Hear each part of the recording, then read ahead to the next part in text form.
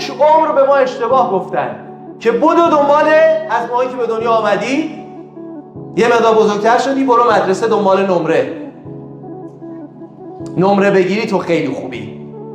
بعد اومدی حالا دنبال این باش که بری دانشگاه قبول بشی، کنکور بدی، اگر رتبه خوب بیاری خوبی.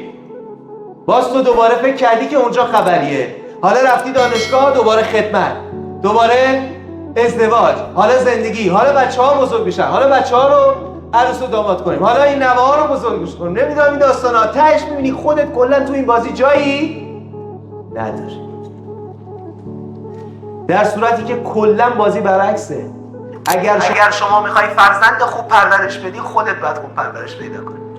اگر میخوای بیزنس خوب بسازی، خودت بایستی قوی بشی. اگر میخوای روابطت خوب بشه، خودت بایستی قوی بشی.